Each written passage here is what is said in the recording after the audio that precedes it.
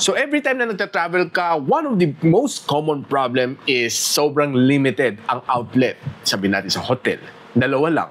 And you travel on a group. Let's say, 5 kayo, or on a family. Lahat kayo may kanya-kanya kayong gadget, kanya-kanya agawan ng socket. And most of the time, dalawa lang yung socket. Now, and this is definitely going to solve all of your problems. This is the Orico na travel power strip or travel extension cord. Sobrang okay siya. This one has 4 na socket and meron siyang USB port.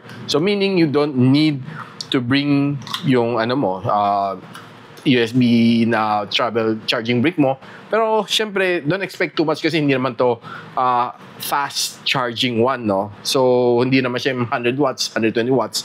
And you have here is, yan o, dalawang A port, isang C port. Ayos, di ba? Parang may bit-bit ng mga ganun travel mga charger, no?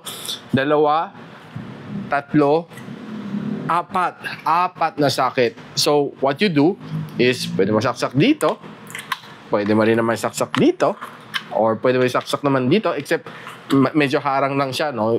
Yung pwede makasaksak dito is yung mga ibang klase na socket, no? Na diretso lang. And you can also plug in yung mga mo dito. Ganito. Diba? Pwede ka rin mag-plug in ng C kung gusto mo.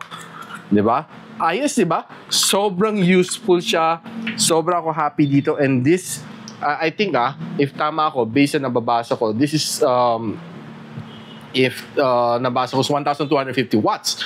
So, mataas to, no? So, kahit yung mga electric kettle, kayang-kaya gumana dito. Dito sa Orico na travel power strip. So if you're interested, guys, just simply click the yellow basket or just click the link na pinrovide natin sa comment section.